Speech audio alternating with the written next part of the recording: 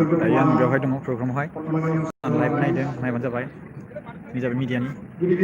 जोंना केमेरानि जोंना नैबे ब्रादारा बेखौ रेकर्ड खालामगोन हाय होनदो जायफोर मानसिफ्रा बिएम सोदोब चेनेलखौ नायनानै मोजां मोनो जोंहा अल बड' स्टुडेन्ट इउनियन बा दुलाराय बर' फरायसा आफादनि प्रेसिडेन्ट मानगोनां दिपेन बर' सारा माखासे बाथ्रा बुंगासिनो दङ दसे समनि उनाव कन्ट्रेक्ट कम्पिटिशन भारताव सन्मानित गृहमन्त्री अमित शाहया उपस्थित होबो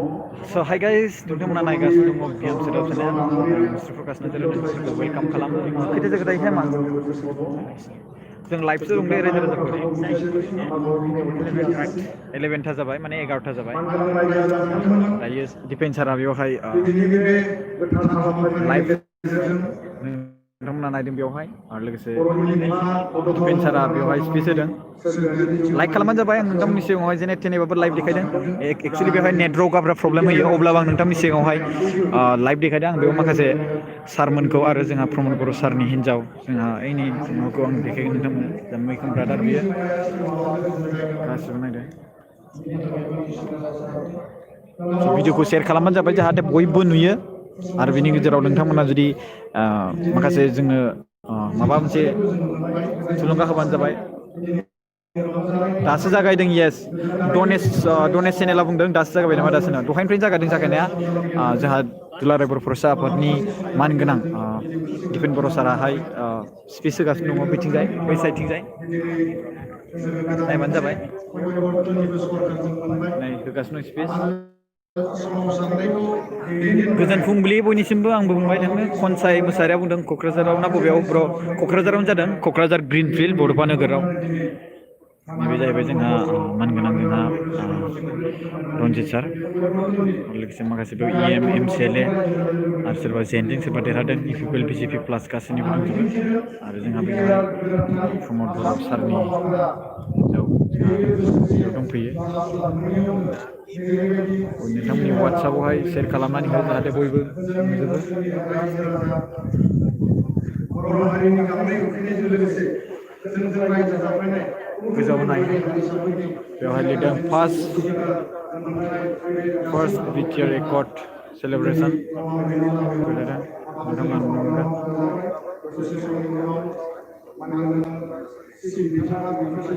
मानो मोजां नुवाखै जानांगौ भिडिअखौलाय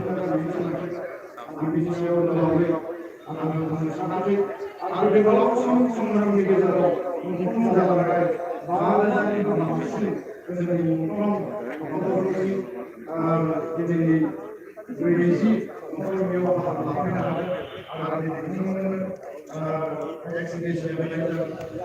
स'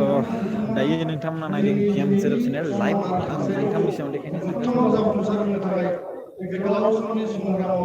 गावखौ थियाग खालामबाय सोमावसारनायनि गेजेराव मुंख्लं जानांबाय शहीद जानांबाय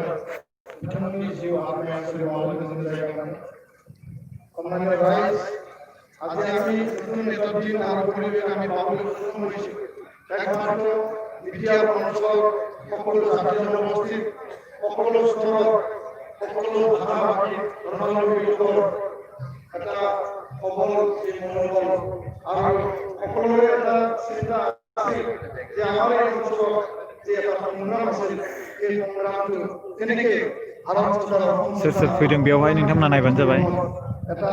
আলাপ আলোচনাৰ মাজেদি শান্তিৰ যোগেদি এইটো সমাধান কৰিব পাৰে আৰু ইয়াৰ কাৰণে প্ৰমোদ বড়ো ডাঙৰীয়া গোবিন্দ বসুন্ধৰা ডাঙৰীয়াই নেতৃত্ব বহন কৰিছিল আন যিবিলাক সংগঠনৰ নেতা আছিল তেওঁলোকেও ইয়াত আগভাগ লৈছিল তো আজি এই শুভ সন্ধিখনত মই ৰাইজৰ উদ্দেশ্যে এইটোৱে ক'ব বিচাৰোঁ যে আমি যে শান্তি স্থাপন কৰিলোঁ ইয়াত শান্তি যিহেতু বিৰাজমান হ'ল आंनि থকা दिनाव আমাৰ এই অঞ্চলখন बेसेसो मानसि जादों माने गोबां मानसि जादों नोंथांमोना नायदो শান্তিৰ বাৰ্তা আমি বৰ্তাই ৰাখিব লাগিব শান্তি আমি স্থায়ী ইয়াতে হিচাপে আমি জীয়াই ৰাখিব লাগিব আৰু ইয়াৰ কাৰণে আমি সকলো হিংসা সকলো অন্যায় সকলো অবিচাৰ সমাজত চলা সামাজিকভাৱে আমাৰ বিভিন্ন জাতি জনগোষ্ঠীৰ মাজত যি ভুল বুজাবুজি লোৱাটো দিন লাগব হৈছে কিছুমান সংগঠন কিছুমান নেতৃবৃন্দবিলাকে आबार बाजार गुवार प्रसार चलायसिन एब्ला नायकिया करिब्लाय नतुन नेता दिबन्धन स' गोबां मानसि जादों बिथांमोना नायबानो जाबाय आंमन बान्दिब লাগিব তো এই যে খান্তি যে স্থাপন হলো বিটিআর যে চুক্তি হয়ে গেল বিকেন্দ্র ছাত্র সন্থা এনডিপির চারিটা গ্রুপ ইউপিপিও নেতৃত্ব ভারত সরকার অসম সরকার ভারতের প্রধানমন্ত্রী नैबेयावहाय मोसायो অসম সরকারের মুখ্যমন্ত্রী मोसायो আৰু লগতে বিত্ত স্বাস্থ্য মন্ত্রী ডক্টর হিমন্ত বিশ্ব শর্মা যে এটা দৃঢ় পদক্ষেপ তার দ্বারা এই যে শান্তি চুক্তি বাস্তৱত ৰূপায়িত হ'ল তো ইয়াৰ কাৰণে শান্তি আজি ইয়াত বুদ্ধিষ্ট ডিফেন্সাৰ স্পেচ গাছিনো চুক্তিৰ দফাবিলাক সকলো জাতি জনগোষ্ঠীক অধিকাৰ দিয়াৰ বাবে চুক্তিৰ যিবিলাক सन्जिब बसुमतारी अमित शाहया फैथ'वाखै नामा होनदों नामा फैथ'वाखै अमित शाहया अमित शाह फैगासिनो दङ বিটিআর সরকারের নতুন পরিবর্তনের যে সরকার আর পুনর্বর গোবিন্দ সুন্দরী ডাঙ্গারের নেতৃত্বত ইউপি বিজেপি আর জিএসপি যে সরকার नोंथांमोना भिडिअखौ थाबथानाय नुदों नामा खोन्थाबायलाय कमेन्ट खालामना खोन्थालाय भिडिअखौ थाबथानाय मोनदोंमोनब्ला खोन्थालाय कमेन्ट खालामनानै थाबैनो बेवहाय नेटवर्क गोबां जाम होयो अब्लाबो आं नोंथांमोननि सिगाङावहाय लाइभ देखायदों जेने थेने भिडिअआ थाबथाहैदों नामा भइसआ थाबथाहैदों नामा अननानै खोन्थाबानो जाबाय नोंथांमोना कमेन्ट खालामनानै साम मुसाहारि डाइरेक्ट लाइभखा नोंगौ डाइरेक्ट लाइभखा ছাত্র সন্থা বিটিআর অঞ্চলত বসবাস কৰা সকলো জাতিৰ জনগোষ্ঠীৰ জাতীয় সংগঠন ছাত্র সংগঠন ब्र थाबथाखायो औ नोंगौ थाबथाखायो थाबथानायालाय फैबाय थादो प्रताप ब्लग আজি 16টাকৈ অধিক সংগঠন বিটিআর ছাত্র সন্থাৰ লগত কাম কৰি আছে তো আমি দৃঢ় বিশ্বাস थाबथायाखै मोले नुदों শান্তিৰ অঞ্চল বিশ্ব দৰবাৰত আমি প্ৰতিষ্ঠা কৰিব পাৰিম ভাৰতৰ বৰ্ডৰ বুকুত আমি প্ৰতিষ্ঠা কৰিব পাৰিম আৰু এই কথাখিনি কৈ মই সমাপ্ত কৰিব বিচাৰিছো যে আগন্তুক দিনত नेटवर्क प्रब्लेम होमबाबो गोबां आं नाजादों बेवहाय नेटवर्क जाम जाखायो अब्लाबो आं नोंथांनि सिगाङाव लाइभ देखायदों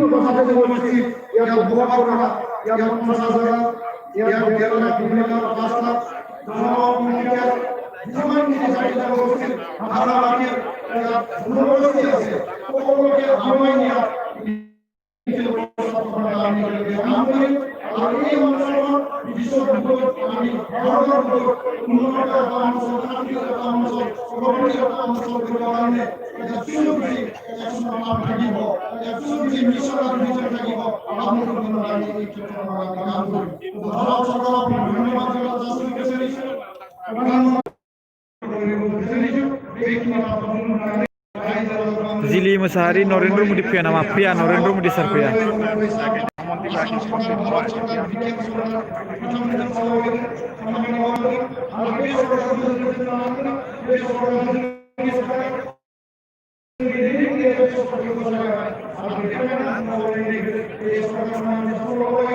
लाइक खालामना गालांबानो जाबाय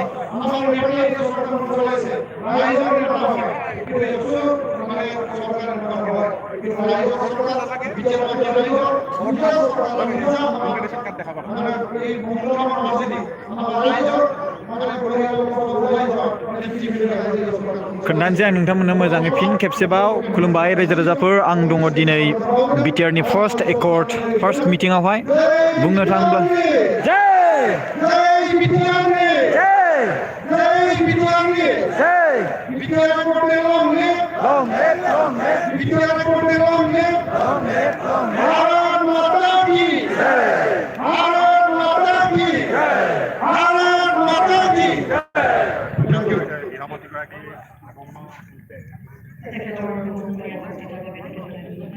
डिफेन्सारनि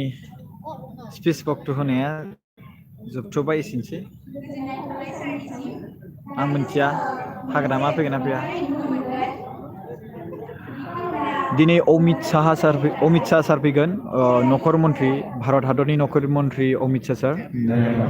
हम मिनिस्टार बिथाङा जोंनि क'क्राझाराव सफैगोन बा बिटिआराव सफैगोन फैनायनि जाहोना जाहैबाय कि 27आवहाय जोंनि फार्स्ट बिटिआर एकर्ड डे जाय फाउन्डेसन डे हिसाबै रंजागोन खुसि खालामगोन बे समावहाय दिनखालि गैया जायनि थाखाय टाइम थोयैनि थाखाय बिथाङा टाइम गैया 27आवहाय जायनि सोलाबैनि थाखाय दिनै 24निफ्राय लागायनो गोनां जादों 24निफ्राय लानानै 27सिम बे मिटिङा जागोन आरोना दा बेवहाय मोसानायनि एसे माबा जागोन बेयावहाय मोसानायखौ आं देखायनोसै नोंथांमोननि सिगाङावहाय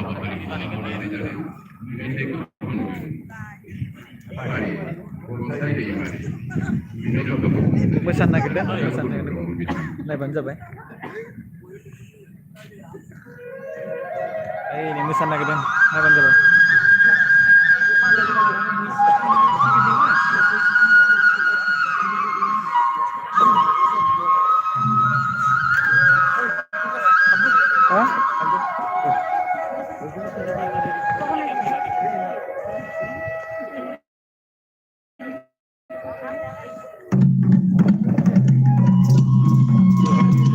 नोंथांमोना लाइभ नायगासिनो दायो मिथिबायना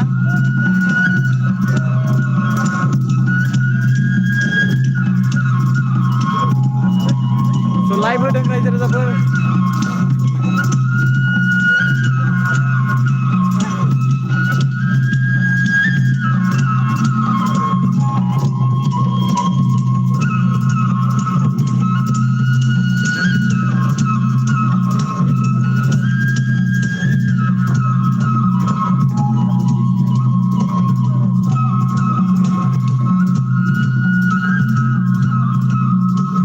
मोसानायखौ देखायहर मोसानायखौ नायबानो जाबाय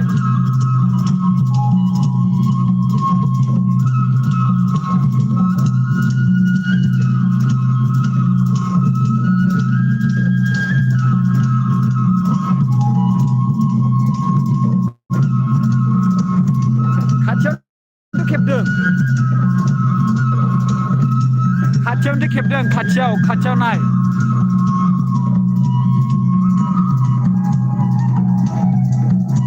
WhatsApp फेसबुकआव शेयार खालाम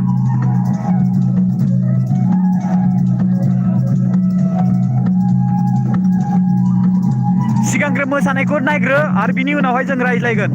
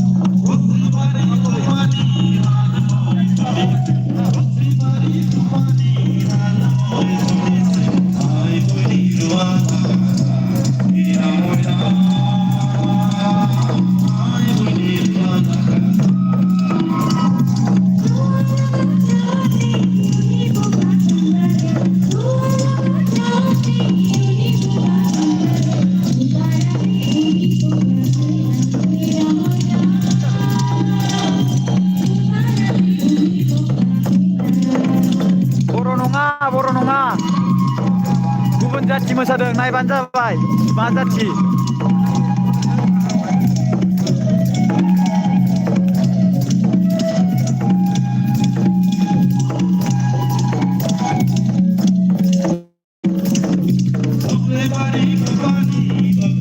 Özdi Ünal'a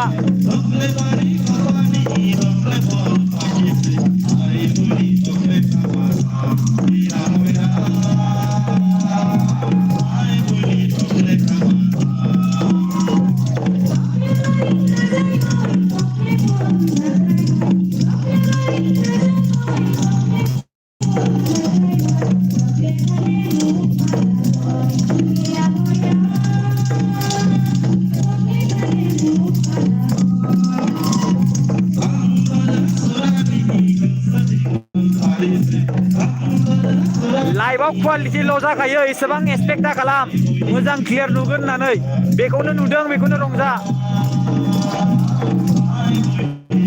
लाइभआव इसेबां क्वालिटि नुखाया लाइभ स्ट्रिमिं खालामबा इसेबां मोजां कुवालिटि एक्सपेक्ट खालामनो नाङा बेखौथ' आं खालामाखैना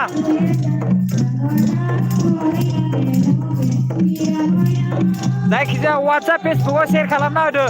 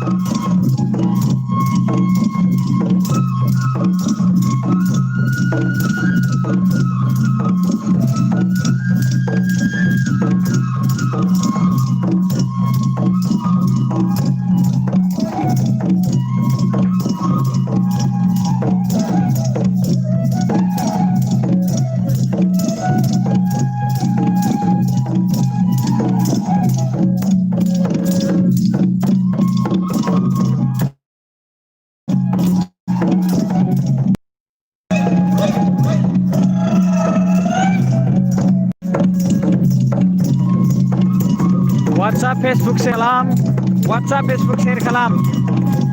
लाइभआवहाय इसेबां मोजां क्वालिटि नुखाया फंबायमोन बिनानावमोन बेखौनो नायनानै गोजोननाय लादो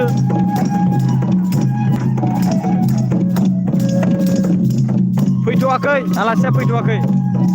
नैथिया दामग्रा देग्रानि इन्सट्रुमेन्ट गासिबो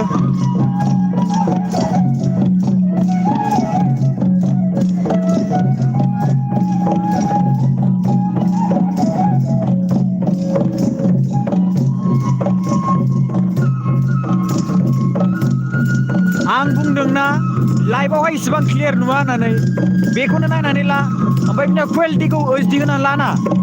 कुवालिटिखौ नोंसोरो ओइचडि होनानै नाय अट'मेटिक जायोना बिनिखायनो नोंसोरो आप डाउन नुयो नालाय मोजां नुवा स' नोंसोरो कुवालिटिखौ मोनसे सेट खालामना ला नोंसोरो आंनियाथ' 720 बा 1080 आनो सोंदों नोंसोरो 1080 सेट खालामना लालाय नोंसोरबो मोजां क्लियार नुगोन आं जेखौ साफायदों बेखौ नुगोन नोंसोरो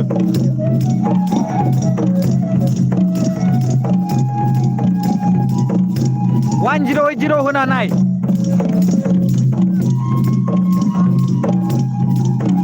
डाइरेक्ट खननाय डाइरेक्ट मोसानाय औ नंगौ वाट्सएपआव शेयार खालाम फेसबुकआव शेयार खालाम आं मोनसे जायखिजाया शेयार जानांगौ 2 लाख साबस्क्राइबार माला खालामनानै होनो हागोन नोंसोरलाय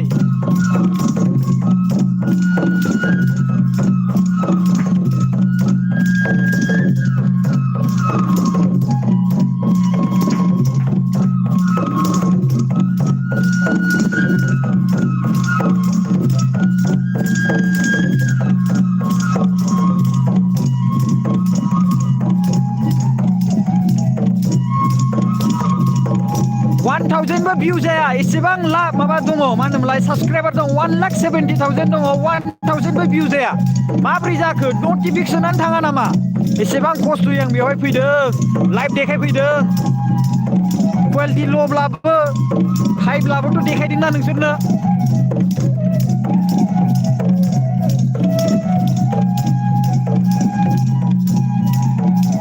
शेयार खालाम फेसबुक वाट्सएप दानो जाहाथे बयबो नुयो जायफोर फैनो हायाखै दिल्ली मुम्बाइ कलकाता धेमाजि कार्बि आलं अरुणाचल जेसेबांखिनि दं बिथांमोना नुजोबनायनि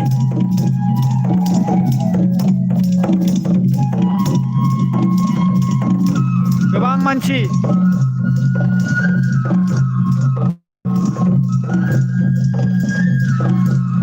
बै नै गोजौ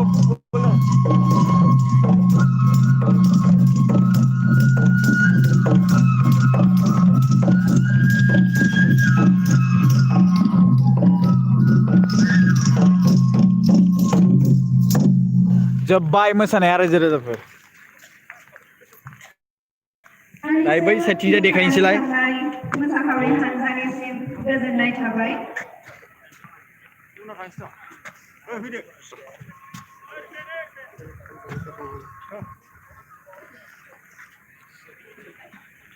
ओइ प्रमद सारा दायो आं आलासि सिनायथि होनाय हाबाफारिखौ जागायफिननो सानदों जोंनि गेजेराव दायो नुजाथिफैनो हादों जोंनि आसामनि IPS BJP श्री भास्कर बर'दिन महन्त सार बिथांखौ गावनि सिनायथिखौ होनो थाखाय गुरैयै प्रमद सारा नायबानो जाबाय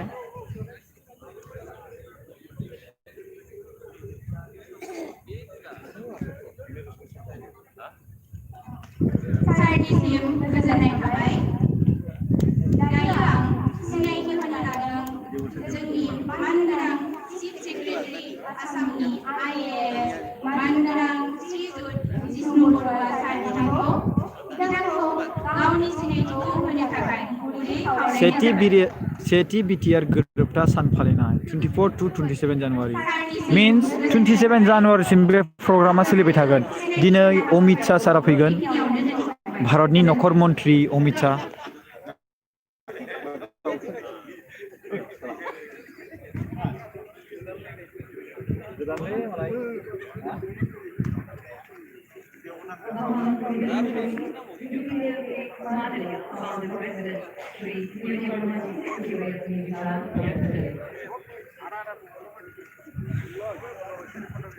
गोबां प्रेसनि मानसिफोर दङ एकदम मानसिफ्रा नायदों एखेबारे सानथ्र'हायै प्रेसनि मानसिफोर दङ नायदों मारे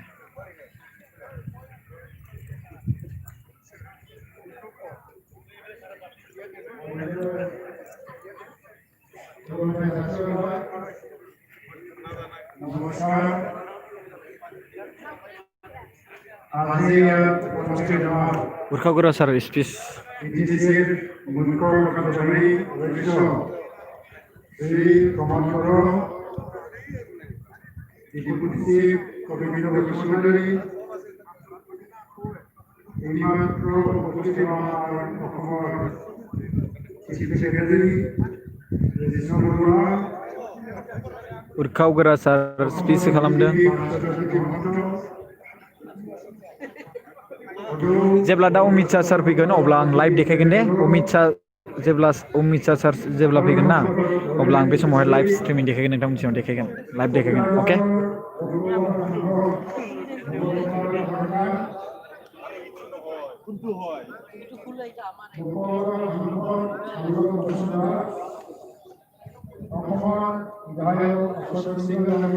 So guys,